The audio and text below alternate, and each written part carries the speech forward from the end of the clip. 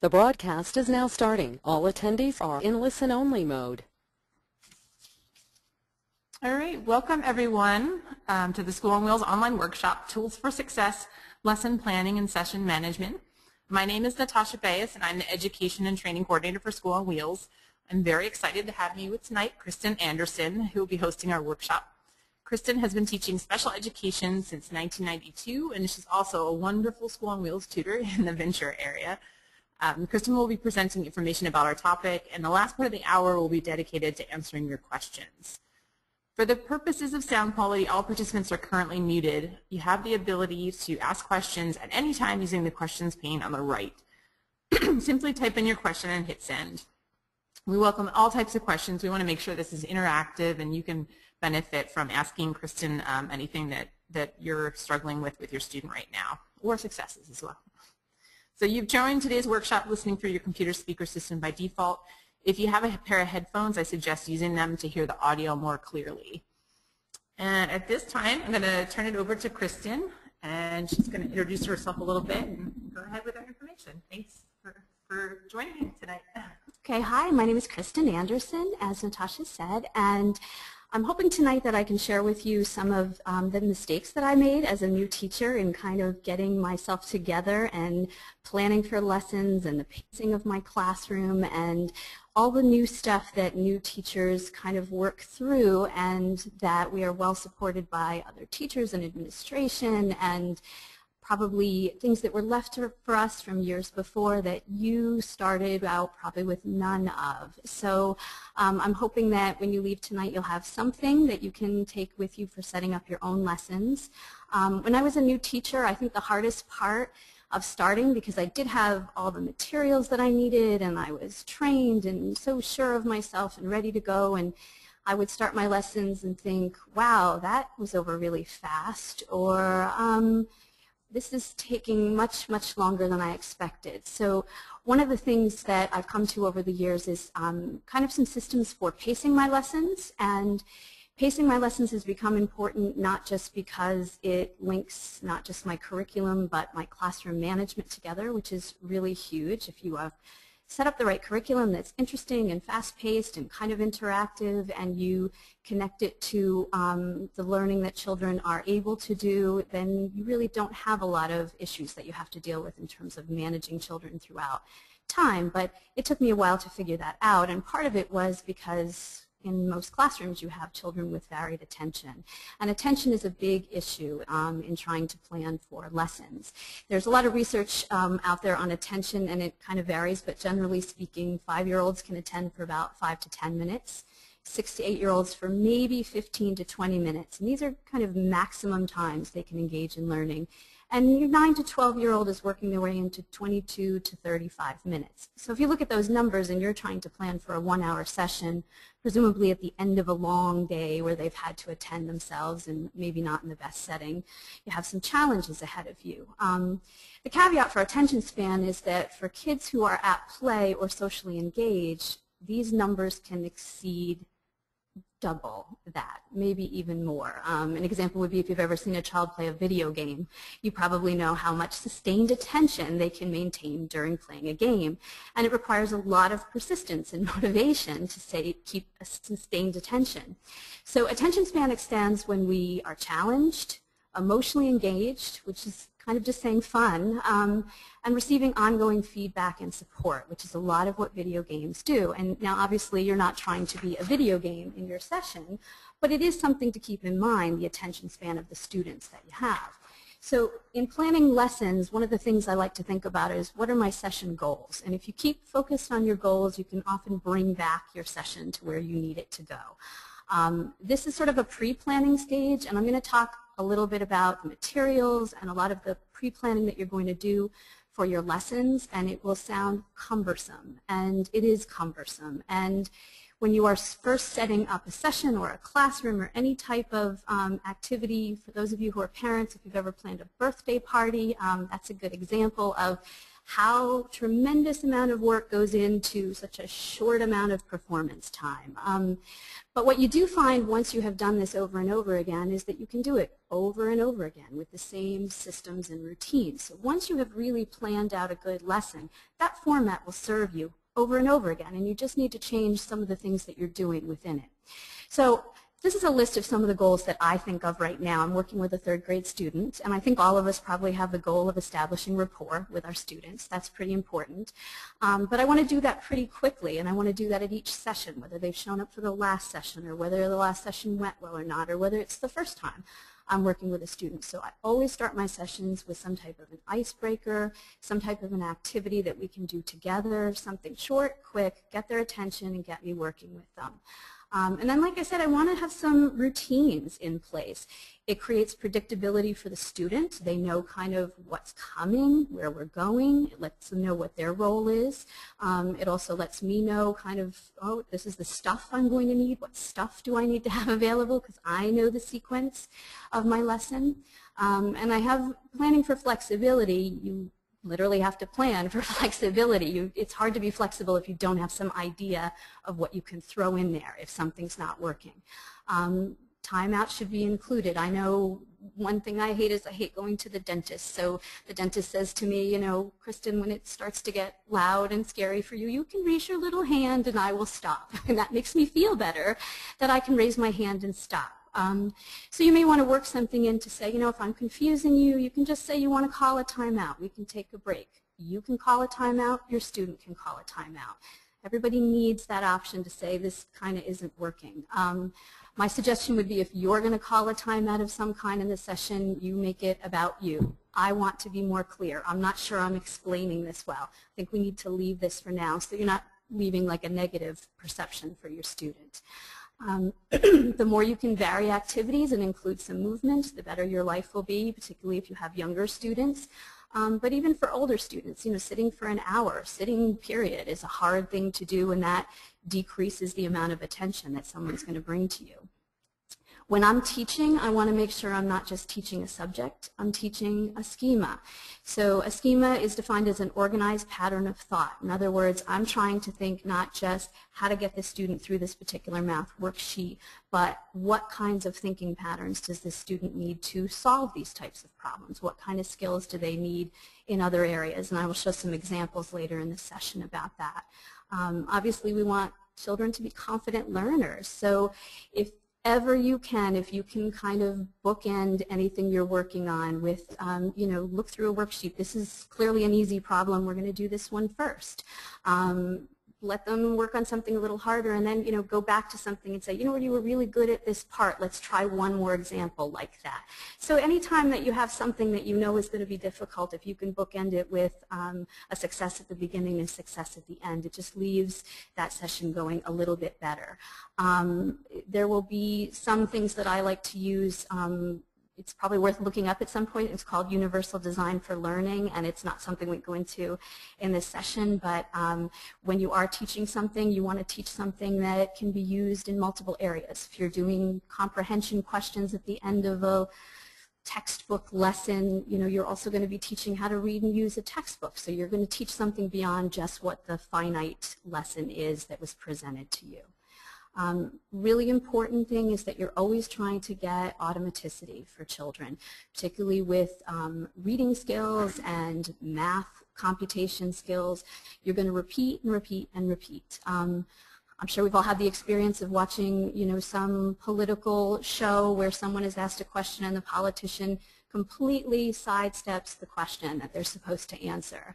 And they just keep repeating what they want to say, and that's because they are trained to stay on message. And the reason they do that is because the research shows that when people hear the same thing over and over and over, even after you've been frustrated listening to someone not answer questions and dodge things, you really remember the stuff they repeated.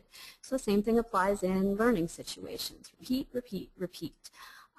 The reason why you want your students to have automaticity in things like their multiplication tables and sight word cards, and if they're an older student that they know their formulas for algebra and other things, is that when something is automatic and put firmly in your brain, it frees up your brain to think of more complex tasks. And I'll give you an example.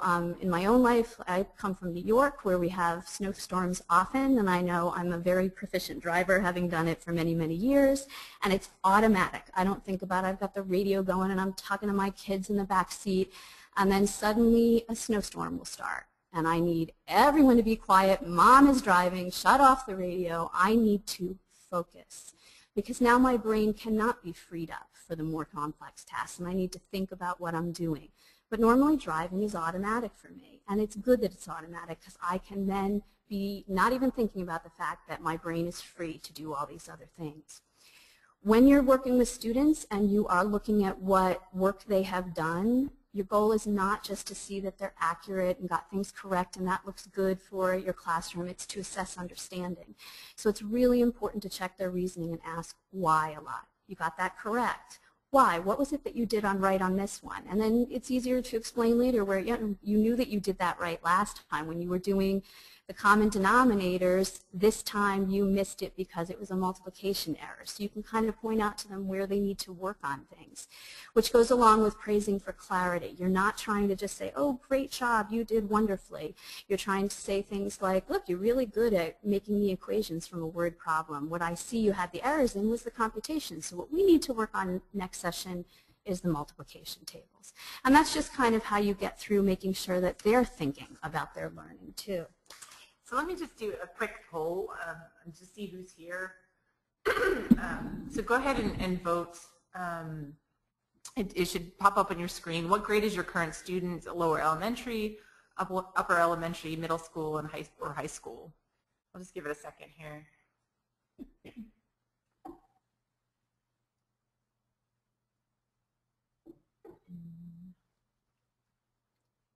So it looks like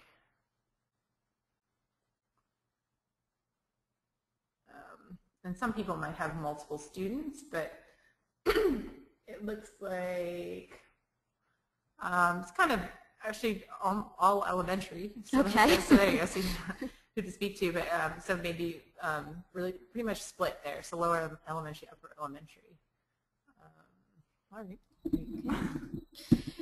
So since you don't have a classroom to walk into, you have what I would call a mobile classroom. So you are kind of a teacher on wheels, and you need to figure out ways to kind of manage that mobile classroom. And I have some suggestions. I would suggest that you have a bag of tricks, and I'd like to talk about some of the things that I bring in my bag of tricks and why I do, to maybe give you some ideas to bring some things for yourself. My bag of tricks is something that I've seen substitute teachers even use in classrooms, because there's always that class where there's not enough stuff or the stuff the teacher left doesn't work. So sometimes teachers who go into other teachers' classrooms bring their own, but it allows for flexibility of backup plan, and I'd like you to have some concrete things to work with that just make lessons go better.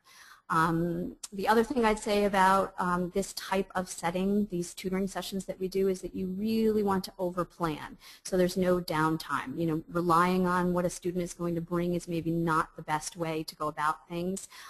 It's okay if you don't get to everything on your plan, but have a plan.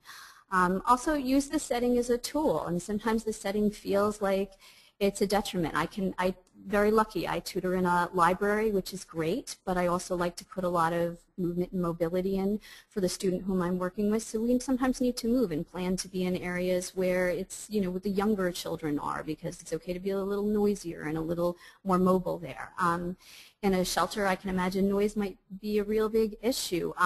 There are some tools you could get if that's helpful. I know with students I've worked with who have auditory processing issues, we use something called a Tuvalu, and it's $3.99 from Mayor Johnson, and it's an auditory phone, and it's really just like you could use a PVC tube, and they talk into the mouth of it, and it comes in their ears, and they can hear themselves very well to hear if they are sounding out words correctly or other things. So there's just a lot of things you want to think about your student and what bag of tricks you might want to bring to. Okay, that's frozen now. I'm sorry. It's all right. It's completely frozen. Oops. There it is. Sorry, everyone. Apologize for that. So the basics of the bag of tricks have some pretty obvious things in it that you would bring, you know, pencils, sharpener, paper, but paper can play a number of roles. A blank sheet of paper is really good if your child is working on a worksheet that's really busy and overwhelming to them. Use that blank sheet of paper to cover everything but the one problem you're working on. Graph paper, obviously for graphing, but also for drawing shapes and figuring out perimeter and lining up numbers for children who have difficulty borrowing and carrying from the right row and writing things in the right order when they have decimals. So there's just a lot of things that you can have on hand that when you're seeing someone struggle, you can say, oh, I have something for that. Index cards are great. Index cards can be used for a number of things. I mean, the obvious is to, put words on them to study or from reading and things like that. But also many kids have difficulty tracking while they read. So an index card is a nice blank white piece that you can put down for them to follow where they are when they're reading. A binder with pocket tabs is something that I suggest for lesson planning because you can bring your entire lesson and all your materials in your classroom in one binder with pocket tabs. This organizes your own paperwork. It's a good model for students, how to organize theirs. It's good to have students use your binder to go and retrieve, get this from that tab if you have a student who needs to work on organizational skills. And blank calendar pages that you can fill in so you can help them figure out, you have this long-term project, let's break it down into pieces. What days do you need to do this? What days are you and I going to meet? Here's the part I can help you with. I need this done by this date. So the more that you can be organized, the more your student will be organized as well. Now, the rest of the story has to do with making some fun out of this. Those are the basic things that you're going to bring. For my student, this is just what I bring, and I'll tell you why I bring it, and then you can think about how it fits for your student. I have whiteboards, those hard whiteboards that you write on with dry erase markers. Don't ask me why. It is better to do work on a whiteboard, but I can ask a child to write something on a piece of paper ad nauseum, but they will write on a whiteboard enthusiastically. There's something about being able to, take your finger and mess it all up afterwards, that they will do the exact same math problems and the exact same spelling word list on a whiteboard that they won't do for me on a piece of paper. So it's just a good thing to have. It's also easy to hand them the whiteboard and say, I'm going to read a story, and as I do, draw a scene that you see from it. There's just lots of interactive things you can do with it. Also, because some of you are a mobile classroom within a mobile classroom, you might start in one setting and find it's too noisy and not working and not the best place. You might need to move. If you combine the whiteboards with the two pillowcases that I have at the bottom, you can put your supplies in your pillowcase, take your whiteboards and use that as like a clipboard that you can write on and move to someplace on the floor, a quieter little corner. You just kind of want to think about how can I have the things I need to make my session work. Most of these tools probably make sense to you for a variety of reasons, but string, for example, if you happen to be in a setting where there are numerous other children and you have noise and you have a distracted child, string is a great thing to use to measure things with. It is great to go around and have as an icebreaker, maybe your student measure the circumference of everyone's head and come back to the ruler and measure them all out. It brings your student, gets your student mobile, gets them out with the kids that are in the room, probably distracting them, may even bring the students over to you. There are just lots of ways to make kind of your setting work as part of your lesson if you need it to. And you can think about some tools that might work for that. Ziploc bags are great because you can do sets and numbers and all kinds of things with that. Straws are nice to cut up because it's easy to take a straw and cut it into 10 pieces to show that 10 ones make a set of 10 and then bind them together with a rubber band to say that 10 tens are 100. You can even cut a little piece of a straw really, really small to show that there could be 10 sets in a tenth of something. So, just think of the things you might need. String works for that as well. Dice is great for everything from you roll a die, I roll a die, we'll add them together. You roll two die, I roll two die, we'll multiply those two numbers. I'll roll a die and start a sentence with those 5 words, and you finish it with what you get, 4, you do that. So just a lot of things that you could just think, what would just be a fun thing we could do that's still supporting the goals that I have academically and getting me involved with the student. Stopwatch is really good. While students, you don't want to have a lot of competition necessarily where kids feel like they're not doing well. They love to beat themselves. Great, you did your multiplication tables in like 5 minutes last time. This week it's taking you 3. We haven't seen each other for 2 weeks, so we're back to taking 5 again. So a lot of times you have that right on your cell phone, so your cell phone alone can be that skill. The internet access on the cell phone is a great place to say, let's look up something you're interested in and make a word problem in math about that. So anytime you can get the child interacting with you is great. A steno pad is something I keep next to me, and I really recommend, because as you're reading you can note the vocabulary a student stumbled over, the words they couldn't pronounce, the computation problems they make. That's how you plan your next lesson, off of what you put in your steno pad. Obviously, anytime you can bring puzzles, games, Mad Libs or stuff kids like, those are always your like save you type of stuff when your lesson isn't going that great. In terms of what to teach and where you can get ideas, I think you beg, borrow, and steal. You don't need to reinvent the wheel. If there's something that you would like to teach, I'm sure it has been planned out there somewhere. So feel free to use some resources. Go to your students' teacher's class page, and that gives you a ton of information. Almost every teacher I know has a class page nowadays, and they aren't generally password protected. They're public things. You just go in and click on class pages, or usually your student can even walk you through how to do it. That will give you the scope and sequence of what they're covering, probably even clue you in when your student can't as to what projects are due, when they're due. There might be practice sheets, and often there's a lot of suggestions as to websites that you could use yourself to support your planning, your teaching, and or some interactive fun things you could sign on to with your student. Librarians are very underutilized people. Your school's librarian and any librarian that you know, they love to look up stuff for you, and they're very knowledgeable. One of the things that's really nice to use a librarian for is there's a concept called bibliotherapy, and it's reading books to students that kind of help them in their own lives. I know I had a student one year who was adopted and was teased about that, and our school librarian was great about finding books about adoption and how children overcame certain worries they had about that, and just reading those books was a therapy in and of itself, and it's good to have that kind of a book available. Other tutors, observe somebody else tutoring. If someone will let you, that is a great thing to do. It's much easier when you don't have the pressure of being on to watch what someone else does and see what you like and what you don't like. Give yourself that option. Online sites, we have one on School of Wheels. Read, Write, Think is great. It has wonderful graphic organizers. Ken Nesbitt's poetryforkids.com is a great site that is really worth visiting because he's really funny and he writes about gross things that kids love to read about, and about teachers being foolish, and these are always things I keep hole punched in my binder because they are constant things to read, and we read them over and over again, and it always gives you something to work on. And your state education department, other states' education departments have all kinds of information and all kinds of suggestions, so there's just tons of places to go. You don't have to create everything yourself.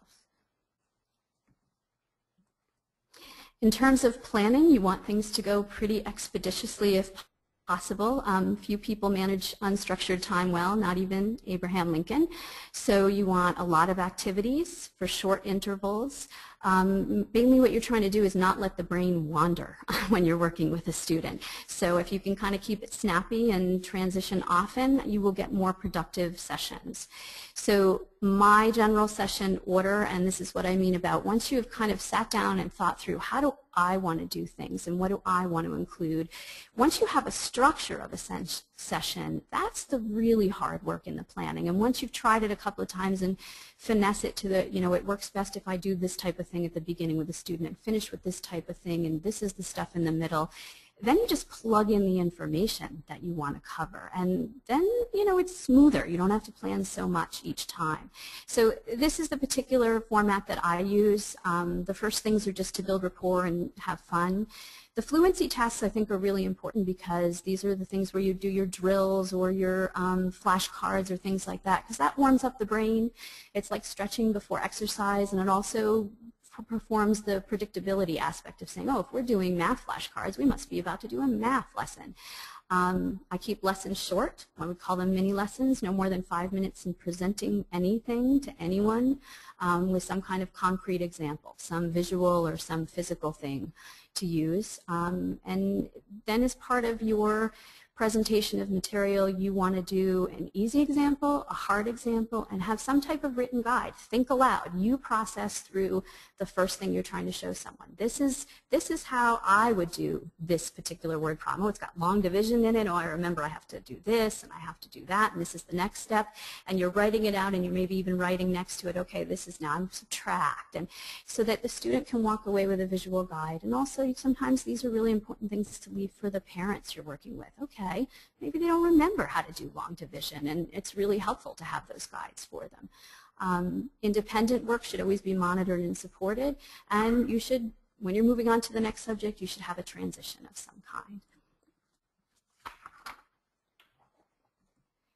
So these are a couple of sample lessons that I've used with the student I'm working with, who happens to be a third grade student, and because I know from some of the attention research that I've read over the years that the mind wanders most at the very beginning of something. About every 3 to 4 minutes, people's minds wander in this, what they call like the settling in or the settling down period. So I really want to have something that not only my goal is to build rapport with the student, starts by building rapport with the student, but is kind of hands-on and isn't too important that anything is going to be missed.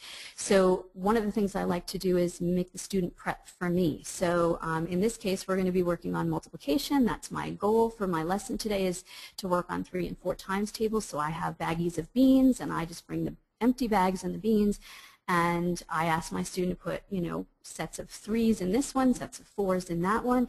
And while he's doing that, I'm saying, okay, so let's do our week in review. So you tell me, what was the best thing that happened to you this week? What was the worst thing that happened? And while he's talking, and kids tend to talk more if they're physically involved in something else. It's not so in your face and directed.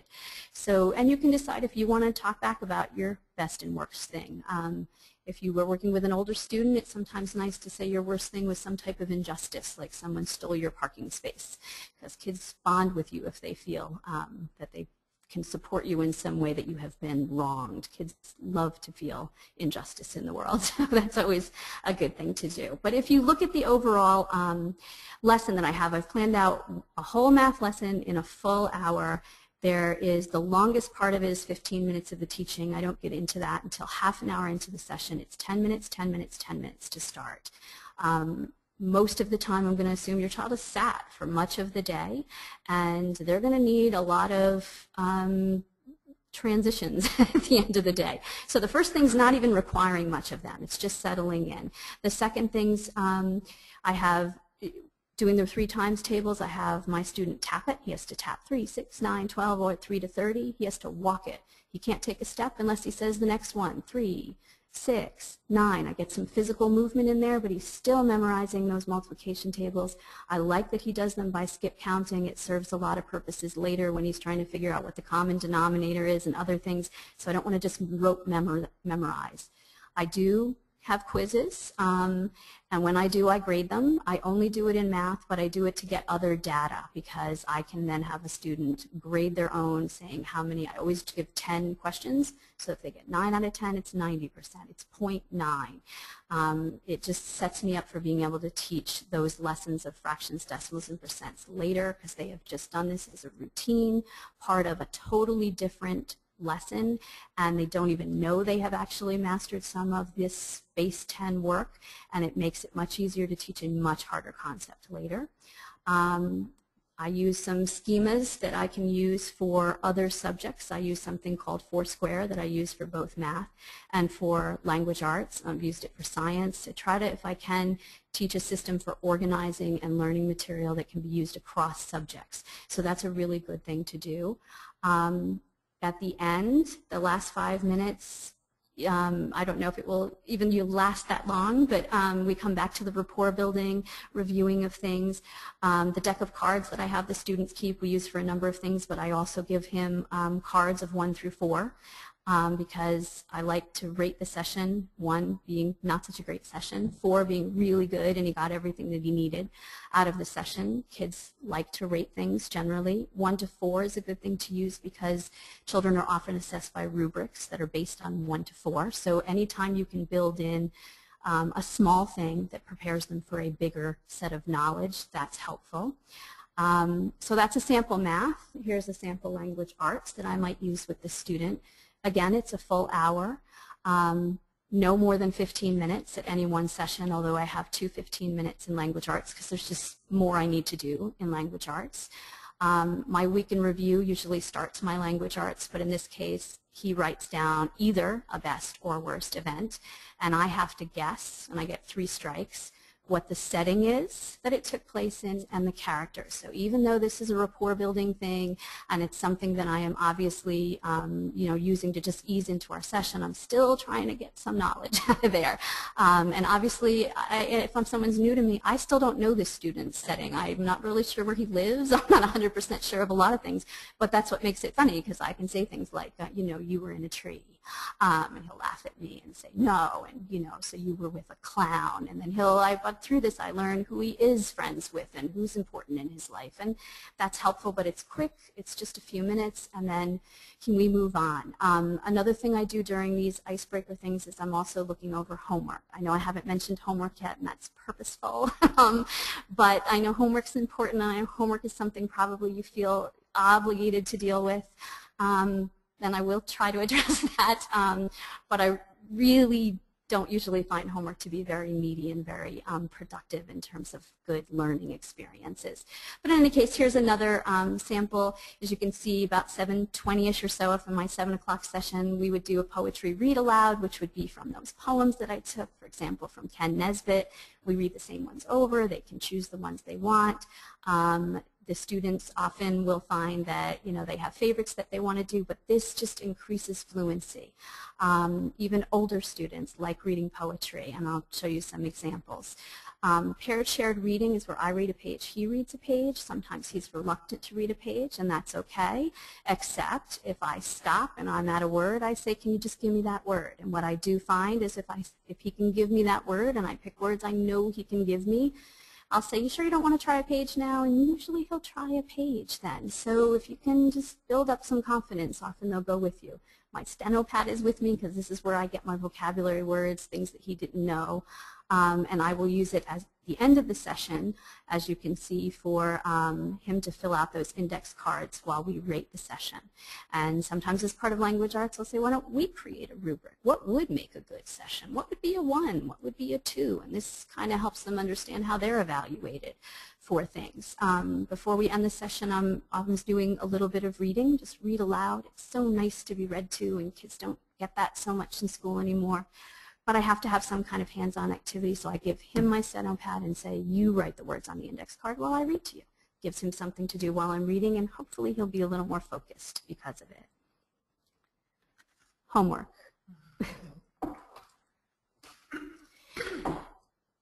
I can also, do you want me to launch that other poll? Sure, yeah. So it might be just interesting to put who's listening on the spot. And I was just curious, how much time do you spend preparing for your session each week? So I'll give you a few seconds or a minute to answer that. And I won't name any names. You can go ahead and be honest. I know I have my own student, and some weeks it's difficult. It's just you run out of time right before, and you're like, I should have done this yesterday, I should have done this last week.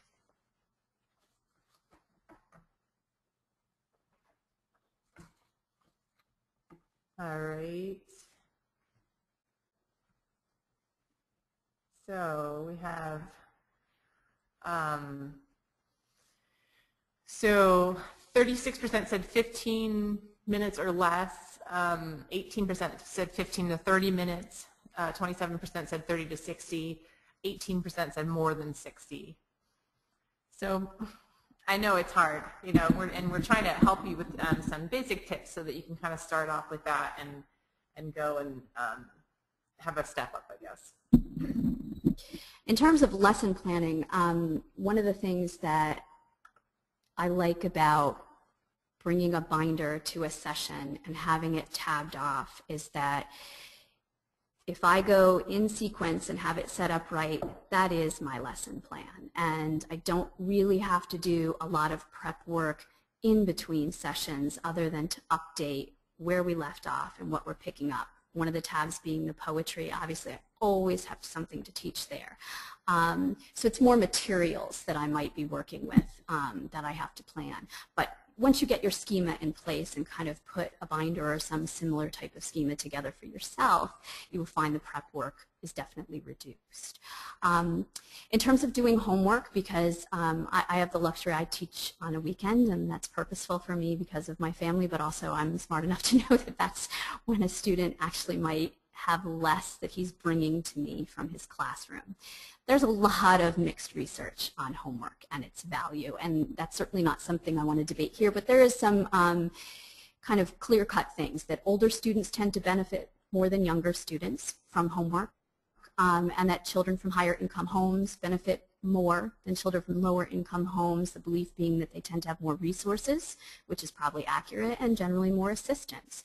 So, you know, knowing those things, you want to kind of think about what role you want to play in homework. And I put kind of two things up here where obviously, you know, a student isn't really going to learn if you're doing the homework for them, but there is the reality of the helicopter parent and not being very balanced about how much involvement they have in helping, so to speak, in the homework. And as a teacher, I've certainly had many, many perfect papers come to me with homework that are unreproducible in class, and I'm not sure what the value of that is either. But there are some important things that you could be doing if you are helping a student with the homework.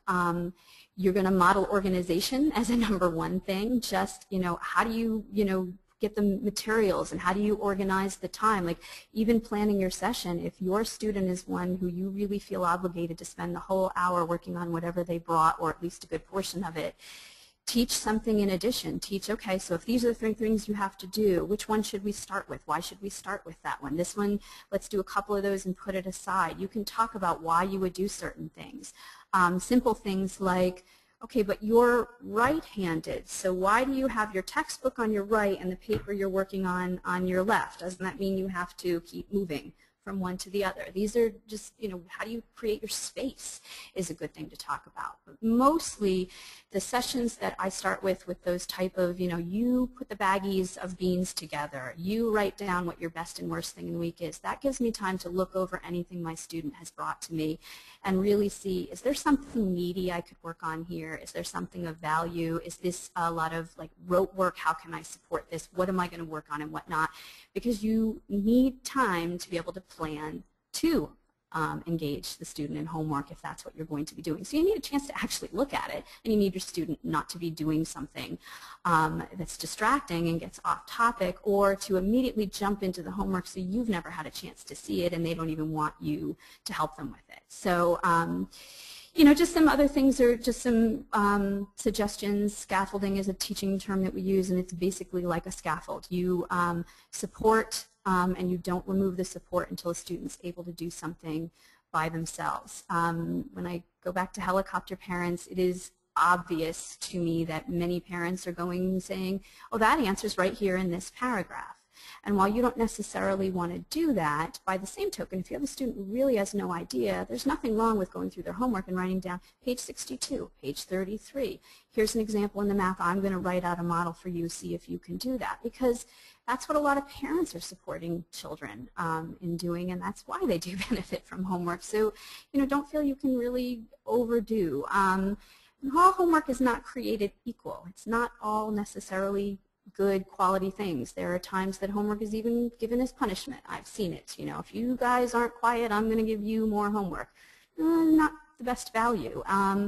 Also, a lot of times teachers think they're giving instruction when they're really doing is giving directions. So you get something to work on with a student and you think, well, this must have been covered in school. And yes, it was covered in school, but it doesn't mean it was necessarily taught in school. And that may be when you kind of want to veer off and do a little lesson of your own, a little mini lesson on that. So, you know, homework is kind of something I take with a grain of salt in terms of planning my lessons.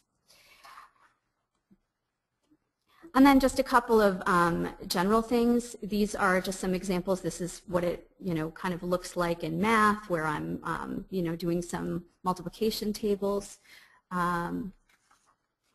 This is something I call Foursquare. Foursquare is a very commonly used in language arts format. You literally take a piece of paper and fold it in half and then in half again, so you have 4 squares. In language arts, which I'll show you later, in the center you put what the main idea is, and then each box has a supporting idea to make a complete sentence. In math, I use it for word problem solving. It's good to teach a schema. I teach a schema called Q, where you have to circle the numbers, underline what they mean, echo the question to be sure you're actually answering the question, and then each of the boxes can be used to say, well, this is the first step, this is the second, and this is a model you can leave for students. In terms of the type of work students get for word problems, I like to give the It's Alive problems.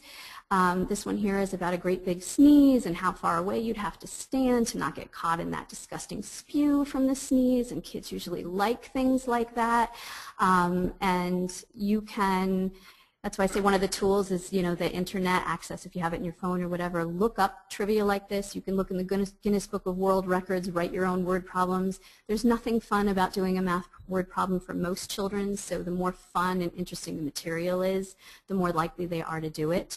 The example on the bottom for my error, I have to get certified here in California, so I have to take the CBEST, and I did not echo the question when I did this word problem, and therefore I picked the wrong answer on the problem on the bottom, because I got my answer in yards and I didn't convert it to cubic yards, which is what the question actually asked me. So even for older students, it's worth the time to break down the problems into some type of schema.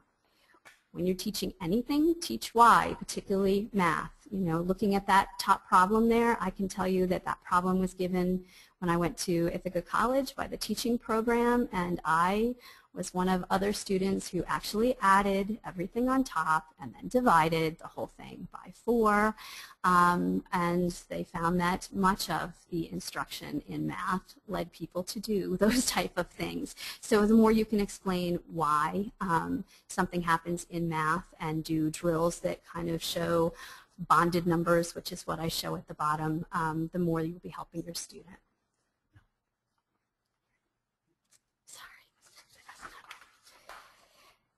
This is just a math rubric. As you can see, there's usually 4 on a scale of 1 to 4. And the only thing I want you to see on this is looking at the exceeding. For a student to have exceeded in math, each one of the things requires the student taught someone. Student teaches others to add. Student teaches others to compute. You can be the person they teach. That is when you know your student has learned. It's a great way to assess someone.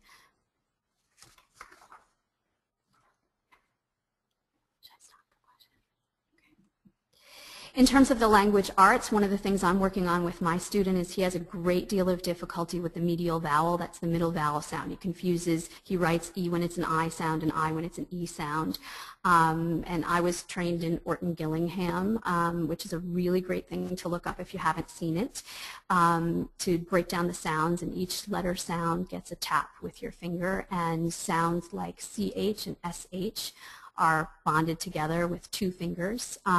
So there are lots of programs out there, and I'm sure we could put some other workshops together to teach those type of skills if you need it, but it's really good to look and see on the teacher's website what type of teaching programs they might be using, and maybe even contact the teacher to see if you could get an idea of what those materials are so you can follow up. This is a program I use, but there's a lot of things that go home, or I could go home with parents, that maybe you could get access to as well. In terms of the poetry section of your binder, I like to pull songs for kids, particularly for older kids. Most kids have favorite songs, and this is great for fluency and lesson material. This song, Firework by Katy Perry, a lot of kids know.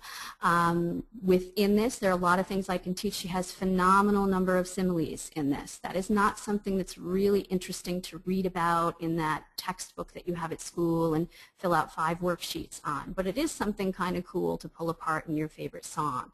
Contractions are in this. Her grammar is often atrocious, as are most songs, and it's really good lesson opportunity to take a song and go through and say, where is the grammar poor here? How could we fix this? Oh, she says gotta. That should be have to. That's the type of thing that you could put in as well. Whenever you're pulling some of the poetry that you might put in your binder to work with a student, and not only does it offer you opportunities for reading and fluency and correcting things, but you also can try to teach something through the poetry. The retelling rhyme is one that I keep in all my students' binders, and that's because it reminds them how to retell a story. We often tell children, okay, go ahead, summarize for me. Well, how do I summarize? What is that? Well, this tells me to think about character, setting, and more. Think about events and problems galore. Think about solutions and how did it end. And we've read this over and over as just a part of our poetry reading. So now I can say, well, let's think about what you're reading. Now let's actually listen to ourselves as we're reading. YouTube is great for this kind of stuff. I cannot tell you how painful it is to teach the Constitution to 5th graders, but YouTube has a wonderful, wonderful group, and I'm going to forget their name now. They do the Constitution rap, and I'm telling you, all my kids know the 10 Bill of Rights like the back of their hands just with this rapping song, but that's a great thing to keep in the binder. So once you've looked at the teacher's website and seen what the scope and sequence is, what they're covering, you can just go to YouTube or go online to some of these sites and just pull the words to some of these things. I will say YouTube often doesn't have it, and sometimes I've been a little wrong in my interpretation of it, so it might be a little work, but there's science raps out there. There are math formulas in rap. There are so many amateur people trying to be funny and fun out there, and there's some great stuff if you preview it that you could pull and work off of. And if you have any questions that are coming up into your mind right now, just you can type them into the questions pane, but we'll keep going with the information until we have some. This is again an example of the Foursquare. Like I said, I use it for math problem solving, but it originally started as a way of putting together, teaching kids how do you do a good sentence. You come up with, you know, what the topic sentence is, or excuse me, a good paragraph, the topic sentence, an opening supporting sentence, another, and then you summarize it. So, and then we move from that to, for older students or more proficient students, in the middle you're just going to have your topic in general, and then each of the first 3 boxes will be what the topics are for each, you know, what's your first sentence and what are the 3 supporting details for that for each one, and then the last box just says how are you going to conclude this. So this is just a schema. So you're not just necessarily teaching how to do a paragraph, but you're teaching how to do a paragraph with a system. It's the system you're hoping will stay with the student. I had a question that I just wanted to address right now. Is there a way to download this PowerPoint for future reference? So we can make that available on our website. I know there's been a lot of information and it's really good stuff, but it's a lot. So you can look at it after, and we're also going to have a recording of this if you want to rewatch this in the future. But no, it's great. It's really good information, Kristin. So in addition, like using a Foursquare, which is something that you can say, okay, we're going to be studying, you know, this particular system in science. We're going to be studying everything about magnetism. You can put something in each of those boxes. You're using the same system over and over. You try to use mnemonics that you can use over and over. Any kind of mental strategy to help kids hold things together. I use tap a lot. I tap out the multiples of a number. Tap 3, 6, 9, 12. I tap out odds and evens. 1 finger is for 1, 2 for 2, 1 for 3, 2 for 4, 1 for 5, 2 for 6, like that.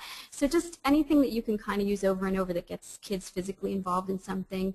Like I said, I use the Orton-Gillingham system for teaching phonics, and that taps out each letter as a sound. So I'm repeating tap. When I start teaching writing, I say, oh, you can also use this acronym of TAP. TAP can also stand for topic and audience and purpose. So the more I can think of one thing that I can use over multiple subjects or multiple teaching strategies, the more likely it is going to stay with a student I'm working with. And this, in terms of language arts, is your typical rubric with, what you would get for a 1, what you would get for a 2, a 3, and a 4.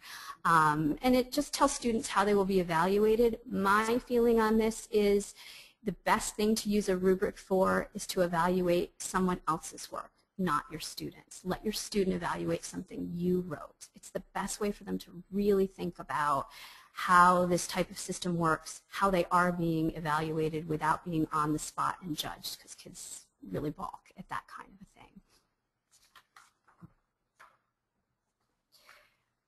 Then I did have some questions that were presented. I don't know if I should address those or not, but there were three questions presented ahead of time that I think were really good questions. And the first one was about how to motivate my student to organize his papers, homework assignments, tests, etc. I don't know about motivating a student. I can talk to some of the things that would be great to have in it, but organization is a solution to a problem. Like, where should things go? When do I turn things in? The thinking is not very obvious. I think, this week about, we had the tornadoes in Oklahoma, and people so want to help when something happens, and some of the aid organizations have said, but, people are sending clothing, which is great because people don't have clothing, but if you don't have a home, where are you supposed to put the clothing? So when you're thinking about helping a student organize, what you need to understand is there are systems in classrooms, and teachers assume because there are organized systems in classrooms that they have taught organization. And they rarely have said the why. As soon as I heard on the news, where would someone put the clothing? It clearly is in my head not to send any clothing to Oklahoma. But kids have to understand what the value is of a system to actually be motivated to put one together. So you have this bag of tricks, and you have this binder yourself. And my suggestion to help a student get organized is to help them organize you, and where should I put things in here? So even for this session itself, I'm sitting down here and I'm thinking, okay, I know I have to hit these questions. I don't want to forget things. Let me put my computer here, and let me put my questions there, and I've got a little stand here because I sit down and I think about what do I need to do. Well, kids just arrive in a classroom and they wait to be directed. So ask the student, what's the routine in your classroom? How does this work? Let's try to organize my stuff as though I was in your classroom. So what would I need to have? Oh, I love those dividers that are plastic with the pockets. That's great. And let's get one that's different colors. Yeah, good idea. Include the student. And all right, let's make math red, and let's make reading green, et cetera, et cetera. And let's look at your backpack. Let me think. If everything's just shoved in your backpack like that, I can't see anything. But if I look in your backpack and I want the biggest book, but that's in the front, I can't see the little ones behind. So, well, I guess what I should do is put the big books in the back and the little books in the front. And do these things together with the student. Have them help you organize your own backpack full of stuff that you might bring to your session. There are, binders again. I really love binders, but it's great to have one set place to put it. There are, hole punched pencil holders that are just, with zippers on them that you can keep everything in one binder. The homework folder can also be plastic so that it doesn't break and fold, but it should have 2 pockets in it. One that is what's got to go back to school, what I need to do, and then stuff that's ready to go back to school. Planners, most schools give out planners to students, but students, in addition to writing things in them, don't know what else to do with them. Well, one of the things a planner tells you is what materials you need to bring home. So you may want to teach the student to either circle or highlight with the highlighter. What do you need? You just wrote down this math assignment. What do I need? Oh, it's a math worksheet. Okay, so highlight worksheet. So at the end of the day, you can just go through and look what's highlighted. Worksheet. Okay, do I have that in my folder? I do. Okay, what's next? Oh, book. I need the book for that. That's comprehension questions, because bringing materials is often hard. So the more that you can do this collaboratively and explain why, the better, but it is a skill, and like any skill, it has to be taught and practiced. It should be part of your session. You may even want to spend the bulk of your session organizing, taking things in and out of your binder, and having them retrieve things. Another question that I had was a student someone's working with has ADHD and doesn't accept this person's help and rushes through his assignments and gets upset when this person tries to look at his work. What can he or she do to change this? The only thing I can say about that is a student who has ADHD has probably had a really bad day. Traditional school classrooms are not generally set up to be really friendly to children who have attention issues.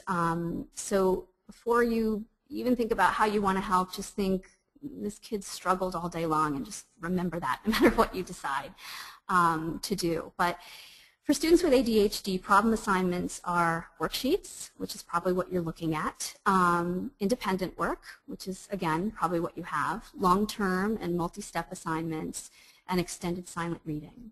The things that work for ADHD kids are active activities that are collaborative, that are stimulating and relevant to their interests, and that's probably not an easy take-home homework assignment. So honestly, my best advice to that would be, when homework is done, it's done, and I personally wouldn't touch it. If it's done and they're doing it, I'd let it go, to be candid with you. But you probably don't want to do that, is what I'm assuming, and that's why you asked. So what I'm going to say is this. I would say, for example, a student comes and has a word bank and they have to plug in all these words into sentences. I would do the sheet on a separate piece of paper while the child is putting together the stuff at the beginning of the session I'm having him or her do. And I would do it with at least 3 wrong, and I would give them 3 cards from my deck of cards and say, now you're going to read over my work, and you're either going to put in my answer or you're going to put in a different answer. And you're going to try to find which 3 I did incorrectly. If you get it right, you get the card. If you get it wrong, I get the card. And let's see who does it at the end. Because your goal is for them to do the worksheet with some thought. And that will actually slow them down and give them some thought. And the fact that you did the work in no way stops them from having to learn and process the same they would have if they put their own attention into it. The same thing can happen with, a math assignment. You can say, which is the problem that's hardest? I'm going to do that one, and you see if you can find any errors that I make. So keep the goal of learning in mind. That's really what you're trying to do with a student. And like I said, all homework isn't created equal, so I wouldn't make that my lesson. But in final thoughts, something I'd like to say is that what you do is really important, and it really matters. And I know, if you were in a relationship and someone said to you, things aren't going well, and it's not you, it's me, they mean it's you. But with kids, it's not you. It's a lot that they bring. And if you keep in mind, no matter what they say or what they do, that they're really saying, it's not you, it's me, and try to keep that in your head, have reasonable expectations, and tolerate some attitude if necessary, which is not disrespect, there's a difference. But if you think it's really, they could be saying, it's not you, it's me, believe that, and let that be okay. The other thing is, do show up. Just showing up is important. It says you matter, I am here. That matters. Be prepared. If you're ready, it says, not only did I show up, but I thought about you. I spent some time. I put in this picture this little actor, and the reason why I put this actor is because when I first started teaching, a good friend of mine said, I feel like I'm a performer on stage. Everything has to happen, all the hard work before I get there, because I just have to be on, and you do. So if you're prepared, you'll be better when you're on. And the final thing is, just do no harm. And what I mean by that is, I think of a student I had years ago where I taught in a prison, and I was very frightened of a particular student in my class because he got transferred in because he had stabbed a teacher with a fork from his previous facility, and I didn't spend much time with him because I was scared of him. And one day he threw a chair at me, and he was removed from school, and a day later I had to go and meet with him and the counselor and talk about what happened. And this student said to me, why won't you let me back in your class? And First of all, I was stunned because I do no work with this child. I'm terrified of him. And I don't even know what he's getting out of my class, and he's never even tried to do any work in my class. And I said, you don't even like my class. And he said, obviously I like your class. I didn't hit you with the chair. So I guess he aims well. But the point of it is, after in speaking to the counselor, I was so confused, and the counselor said to me, do you realize that he tells me the safest part of his day is in your room? And I never thought about the rest of his day. And a lot of times when we're working with students, we don't think about where they came from before us and where they're going after us. And even if your lesson's a disaster, if you can just be kind and your lesson can be caring and you just don't do anything mean, you'd be surprised how important that is. So thank you for listening to me. I hope you got something out of this session, and I hope that I kept someone's attention, because it's hard to keep attention for an hour, as you know. Thank you, Kristin. That was excellent information. I'm really excited to take it to the student I tutor, and I know that everybody listening has just learned a lot, and we can put the PowerPoint on our website and the resources, and I think if they have any questions, they can send them to me, and I can contact you. But we really, really appreciate that from the perspective of your teaching experience and also your tutoring experience. I think it's been a great workshop for everybody. So thank you. Thank you. All right. Have a good evening, everyone. We do have another workshop coming up on Wednesday, June 12th, a lunchtime workshop from 12 to 1. So you can go to our website and register for that if you'd like. Thanks again. Have a good evening.